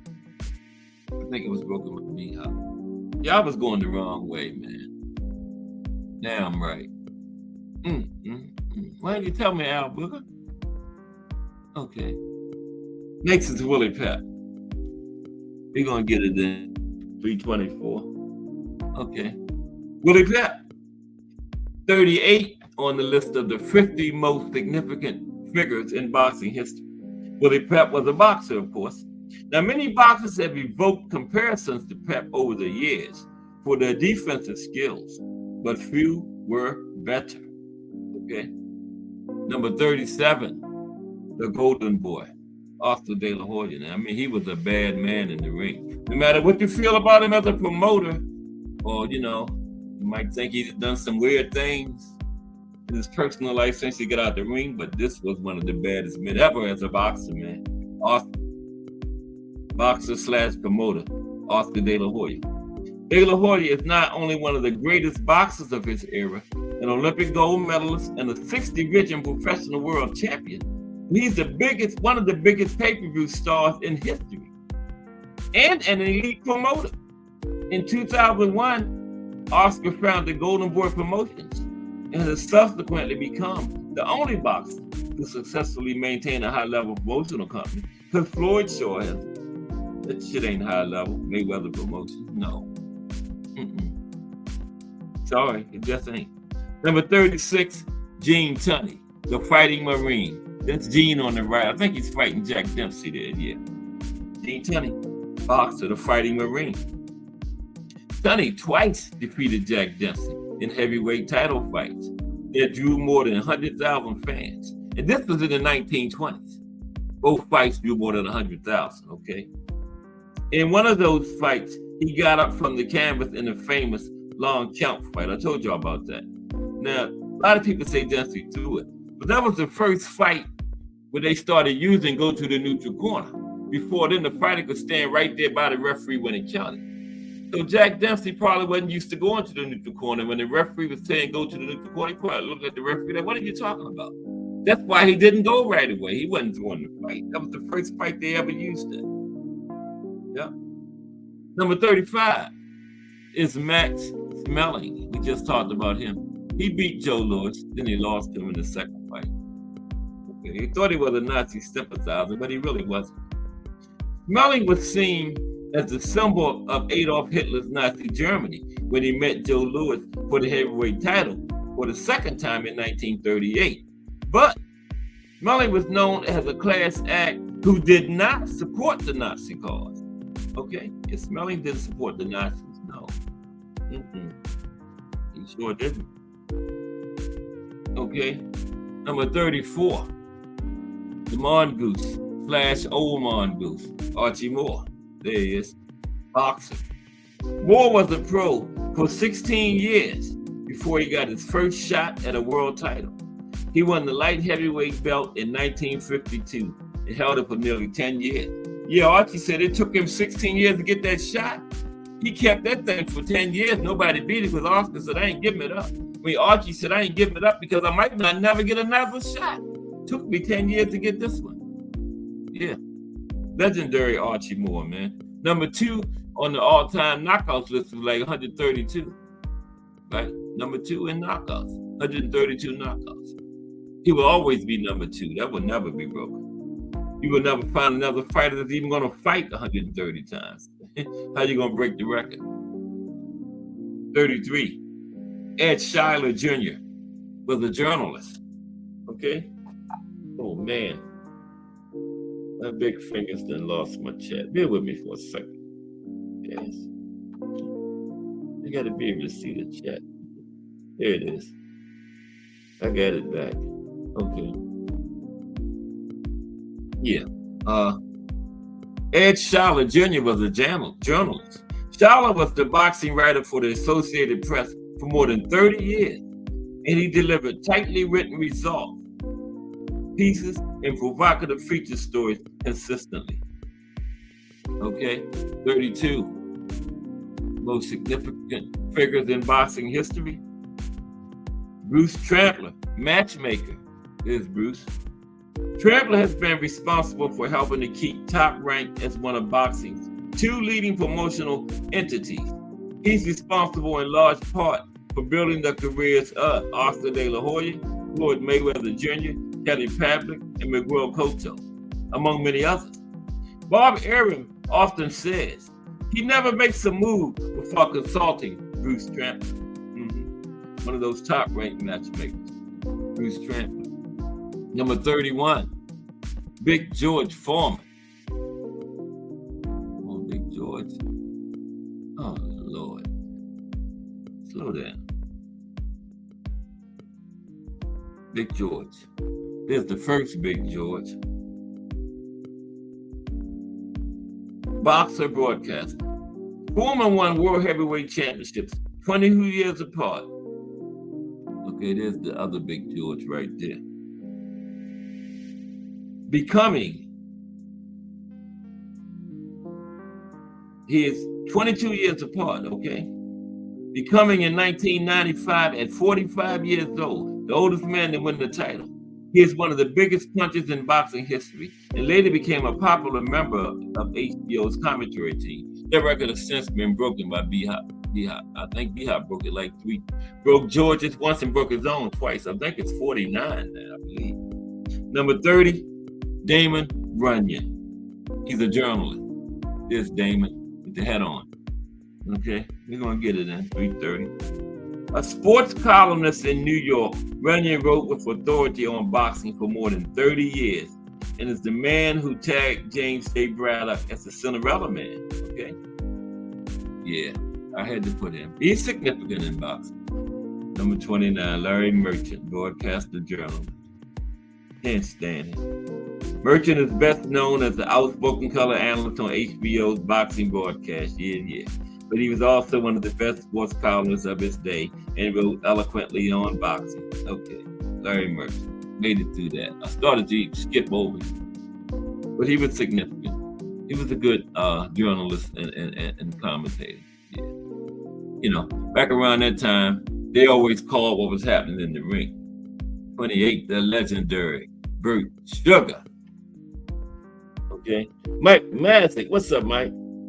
Mike Masick in the building. we're looking at 50 of the most significant figures in boxing history, Mike. Boxers, writers, trainers, referees, whatever. Salute, Mike. We looked at the 10 most significant years, too, you know. Salute Mike Magic in the building. Okay. Bert Sugar, yeah, the legendary Bert Sugar. He always had his hat on. He was the author, a journalist, and a historian. Sugar has authored numerous books on boxing. He was the editor of Ring Magazine and has become an in-demand historian, you know, during his life. He became an in-demand historian because he's not in demand now. Okay. Number 26, 27, Julio Cesar Chavez. Man, I will get to say my saying again, but it's coming next. The biggest star from boxing Mad Mexico, Julio Cesar Chavez Sr. He was a mainstay on big cards in the late 1980s and throughout the 1990s. He won world titles at 3 weight classes and fought all the best of his era. And look behind him, there's Junior. Oh, no, wait a minute. Not you, Bert Sugar. No, for that. See behind Julio Chavez? There's Junior. Emulating his father, he became a champion later. See him to the left? Mm-hmm. Julio Cesar Chavez Jr. He didn't become a champion? No, I don't know if he did or not. But he became a boxer. I don't know if you want to tell. I don't think he did. Number 26, most significant figures in boxing history. Here it comes. The Hands of Stone, Roberto Duran, boxer. Arguably the greatest lightweight ever. Duran went on to be a dominant force as high as light heavyweight. Didn't he go to light heavyweight? I believe he did. I think so. Next, the Pac-Man, number 25. Manny Pac-Man Pacquiao. They say he getting ready to fight somebody. What is he doing? I thought Usyk had retired him, man. Come on, Manny. He might need money because they say Manny gave a lot of his money away to his people down in the Philippines. Because Manny grew up homeless and stuff, so he can relate to those people out there doing rough, you know. But Manny, don't give it all away. You can help people out, but when it comes to the point you hurt yourself, it's time to stop helping, isn't it? That's just what it is. You know, you're almost 50 years old, got to get back in the ring against these youngsters. Somebody said, Tank, damn, you must really need some money. One of the elite boxers whose passionate agent following helped make him an international superstar and fodder for non-traditional boxing media such as CNN, Time Magazine, and GQ. Yeah. Number 24, Thomas the Hitman Hearns. There he is. Hearns was one of the most exciting fighters ever and eagerly took on all comers. 23 is the marvelous one, Marvelous Marvin Hagler. Jeff Spark, Queens, New York. What's up, Jeff? Good to see you, bro. Good to see you. Appreciate Crush the Legend. Yeah, we talk boxing history, Jeff. Today we are just talking about 50 of the most significant figures in boxing history. Right now, we're winding down. We're at number 23. But appreciate you, Jeff. Hit the like, subscribe, all that stuff. Boxing history every day, 2 p.m. Cat Sports the Box Story. Appreciate you. Jeff Spark out of Queens, New York. Okay. Let me land this plane now. Appreciate Crush the Legend. 6:30 a.m. Fire. Boxing talk and other things too. That's fire talk early in the morning, man. Yep. Marvin Hagler. He was a boxer. Hagler was so tough. It took years for him to get a championship shot. He became one of the great middleweights of all time and was the winner in arguably the best 3-round fight in boxing history when he knocked out Thomas Hearns in 1985. Yeah, tomorrow it's going to be the most avoided fighters in boxing history. Hagler will no doubt be on that list. Okay. Wind it down. Number 22, Cus D'Amato. He was a trainer. There's him and Mike. D'Amato is the man who discovered Mike Tyson and built him into a fearsome title contender. He was a strategic genius, and Muhammad Ali relied on his advice to defeat George Foreman in 1974. I did not know that. D'Amato also helped build Floyd Patterson and Jose Torres into championship fighters. 21, most significant figures in boxing history, Jake LaMotta, who was a boxer. Don't have to be boxers. I got writers, trainers, commentators, ring girls. No, ain't no ring girls on here. Jake LaMotta boxed. LaMotta probably had the best chin in boxing history. He also has a win over Sugar Ray Robinson when Robinson was in his prime, a testament to Jake's skill. He was also the subject of the Academy Award-winning movie, Raging Bull. Yeah, these are very brief. We're going to get them in. Number 20, the legendary Eddie Futch. Here's Eddie. Eddie Futch, trainer. Futch is arguably boxing's greatest trainer ever and trained champions such as Joe Frazier, Larry Holmes, Alexis Arguello, and Riddick Bowe. And he worked into his late 80s. Okay, number 19, another legendary one, Angelo Dundee, trainer. Dundee was the primary trainer of Ali and Leonard and was a gregarious personality who worked tirelessly to promote the fight game. He also trained George Foreman during Foreman's comeback to boxing. Okay? 18, Mike Jacobs, promoter. I know y'all heard of Mike, legendary promoter. Jacob was the sport's dominant promoter in the 1930s and 1940s and controlled the New York boxing scene. He promoted many of Joe Louis's fights, including Louis's memorable fight with Billy Conn.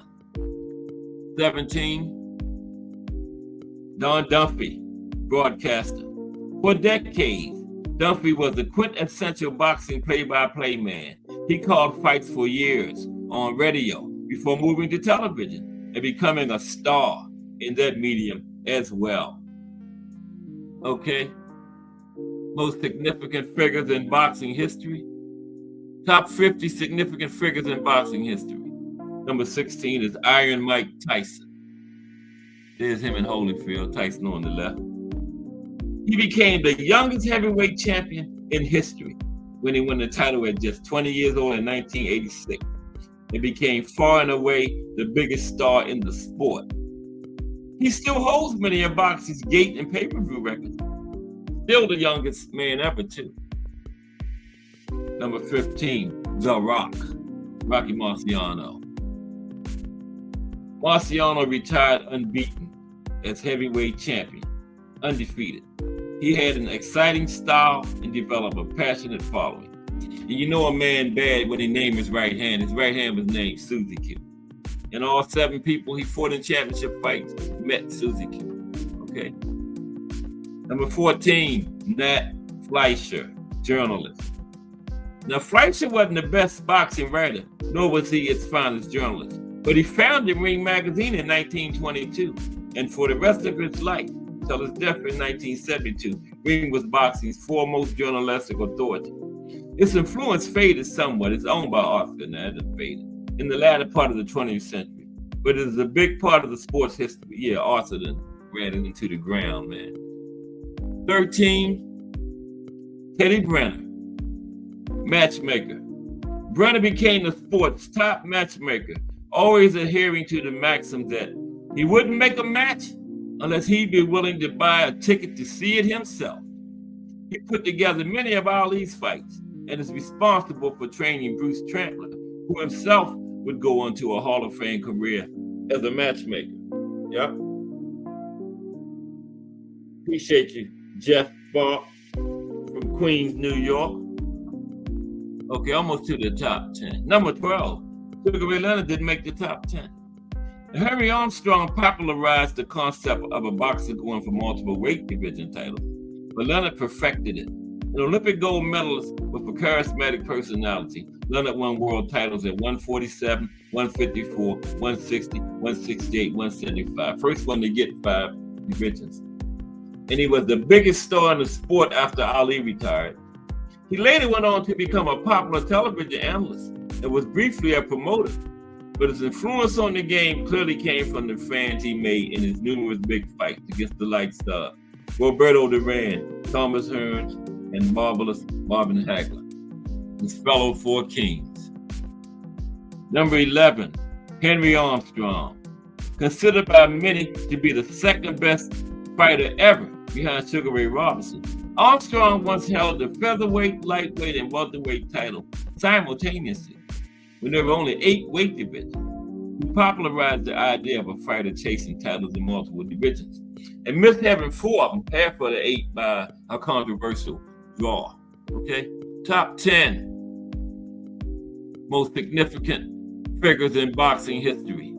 At number 10, Howard Cosell, broadcaster. Cosell was the voice of boxing for ABC and was closely tied with Ali's career, covering not only his fights, but also his battle to avoid the Vietnam War. It wasn't long before Cosell's presence at ringside connoted a major fight. Number 9, Seth Abraham, television program.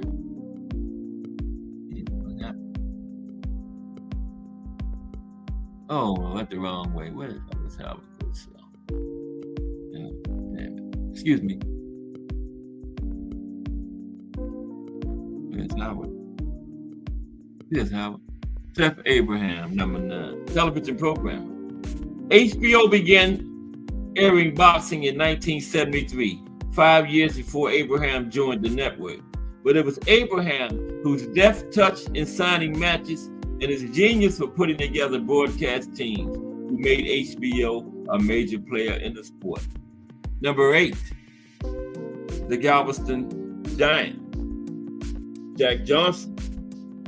Thomas Hill, hashtag JBT in their building. Jack Johnson, the Galveston Giant, number 8. What's up, T Hill?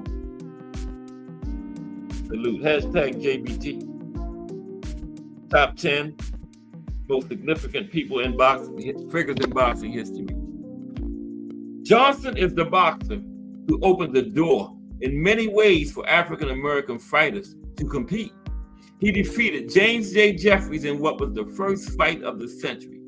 In the early part of the 20th century, he was virtually unbeatable, but his career was harmed by racism, and he was forced to flee to Europe. Number 7, the Manasseh Mauler, Jack Dempsey.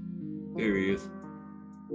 The heavyweight champion who was the first boxer to consistently attract $1 million plus gates.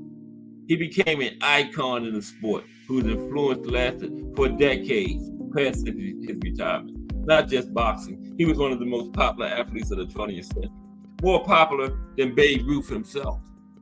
Number 6, Sugar Ray Robinson. No, he top 10.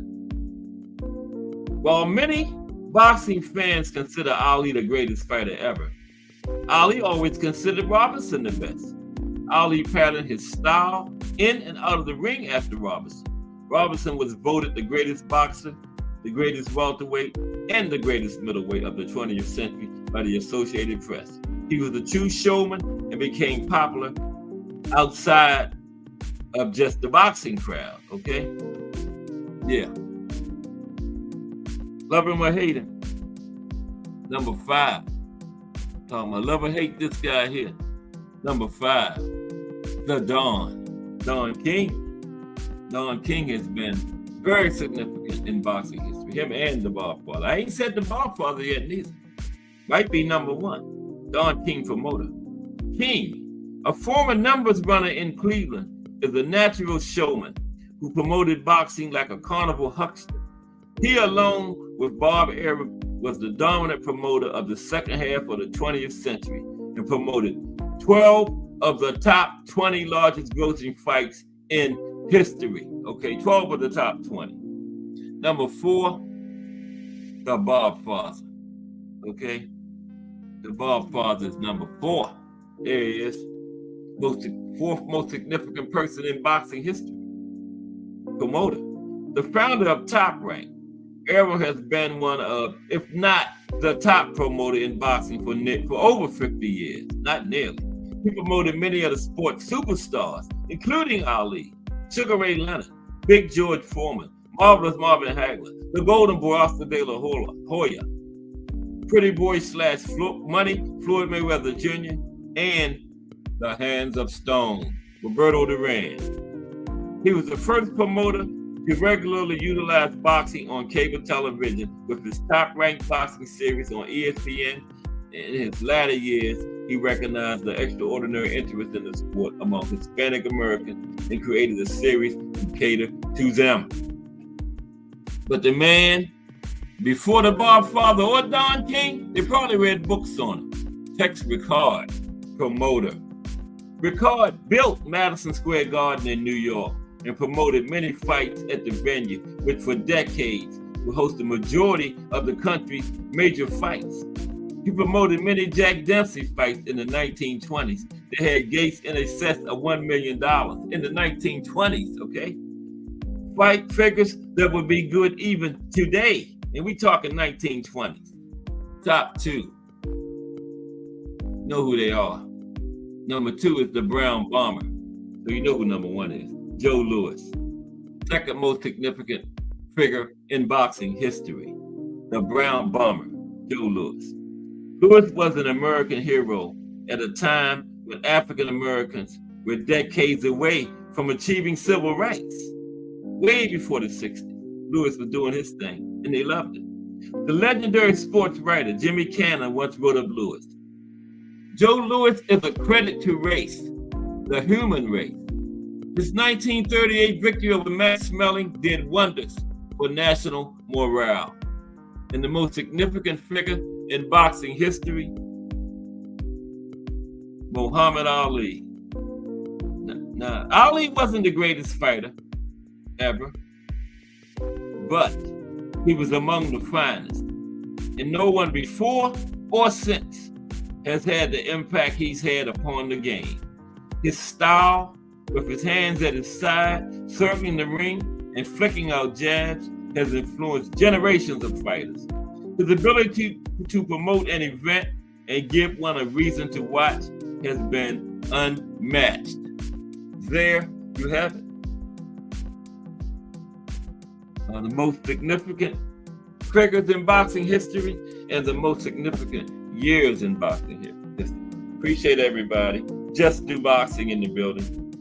Coming up in about 10 minutes. Just Do Boxing. Okay?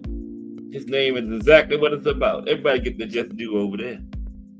Just Do Boxing. Salute. Tomorrow, we got the most, and what is tomorrow? Let me think. What is it, T-Hill? I forgot. No. The most, I'm just playing with, the most avoided fighters in boxing history. I really didn't know for a minute. Had to look at my notes. The most avoided fighters in boxing history tomorrow, okay? Like those, I could do a whole show on the Murderers Row, so it's just, they're going to be one little part of it. And then Hagler, of course. Demetrius Andrade. Triple T was kind of avoided at one time, too. He couldn't make it. Winky, right? Went to you by D Free, by the way, because I tried to take Wancy out of the chat. D Free gave me this idea. Yeah, Winky, right? Who else? Yeah, I got a few more. I got them written down somewhere. Yeah, but that's tomorrow. Thursday, the Boxing in the State series continues with Kentucky. Little history of boxing in Kentucky. Some other significant events that occurred in the state concerning boxing over the years, and of course that segment, boxers from Kentucky. Muhammad Ali, Jimmy Ellis. I get Jimmy Ellis and Jimmy Young messed up. I think Jimmy Ellis is the one from Kentucky, right? Yeah, I think. One of them. And then Friday, we're in another big week of boxing history with the profile, the life and career of Juan Manuel Marquez. Juan had a brother that was pretty bad too. Damn, I forgot his brother's name. Yeah, but Juan had a brother that boxed too. Yeah, but he wasn't as bad as Juan. Juan is going to be our profile Friday. One of the greatest Mexican fighters of all time. Juan Manuel Marquez, man, no doubt. Okay, we're going to be talking about him Friday. And yeah, that's how we're going to do it this week. But I hope everybody enjoyed the show. You know, Monday through Friday, 2 p.m. Boxing history, part of the Fire JBT. Still got some fire acts coming. We done had Crush the Legend at 6:30, rocking with the JBT. Crush is a part of that fire winning team, the winning team, right? Another fire organization. But he rocked with us. You know, BBO Boxing TV, 6:30, featuring Crush the Legend, Fire Boxing Talk. Jay Hardcore had to hang out at 8. D1 came on for an episode of The Angry White Men today, around 11. That was fire. We done had the 2 days of them. Are we going to get the Angry White Men 5 days a week? Wow. And then we had Cash Sports, bring you all that boxing history. Just Do Boxing is coming up next. Keep it right here with the JBT, man. You can't go wrong. And then we got BVO Boxing TV at 8 p.m. He has D Free over there with Prize Fighter, T Hill. Crush Pops in there. That's at 8 p.m. tonight. And then 9 o'clock is the Mighty Rise podcast, shutting it down. Like we do it over here in the JBT. And that's how we're going to do it today. Okay. Oh, man. Wow, we only got like 7 minutes. So, yeah. I'm going to get ready to get out of here. But hope everybody enjoyed the show. Appreciate you rocking with me. But this is boxing history. This is for the hardcore fans, you know. We got a fashion show. We run about what they wore to the ring or whatever. We got a fashion show tomorrow at 10 a.m. Okay. And yeah, you won't hear about who's beefing on Twitter and none of that kind of stuff. Boxing history. Sometimes we talk about boxing styles, you know, different types of punches and all that kind of stuff. Yeah. Okay. But part of that fire, JBT. Let's leave you with this before we go. Remind you about those fire prizes you can win here. Okay?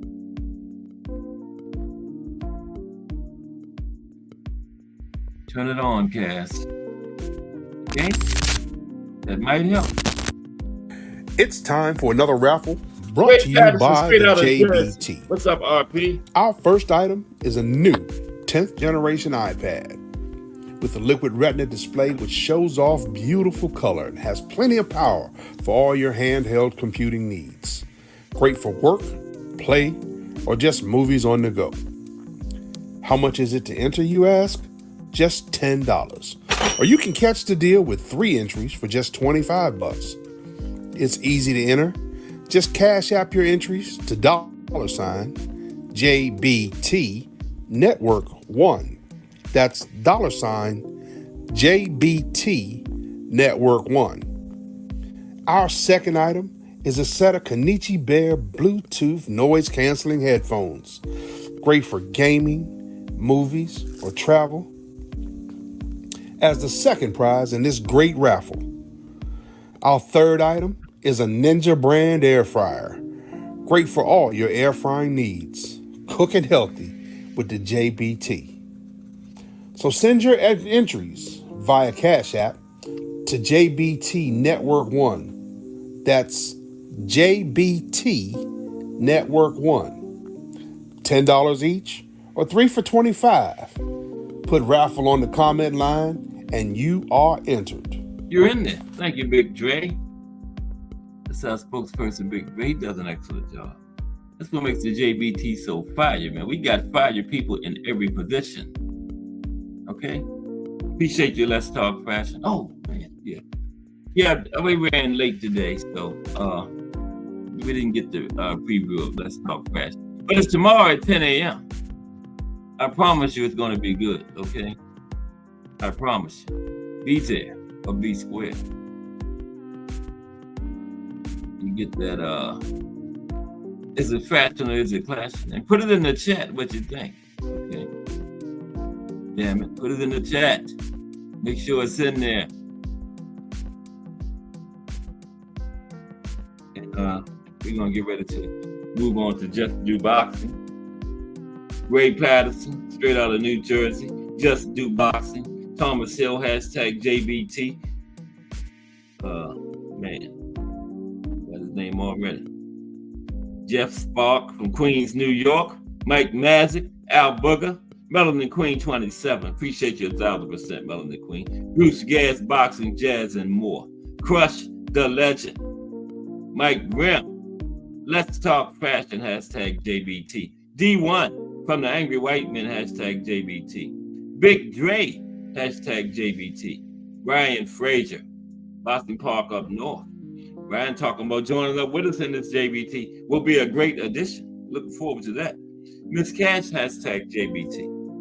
Okay, we're gonna put another Cash Sports into the history books. But I will be back with another one tomorrow, because you know, if it's Monday through Friday at 2 p.m., it's the Boxtorian here. Boxtorian, bringing you all that boxing history. Just Do Boxing straight ahead. I'm Cash Sports. Everybody have a great afternoon.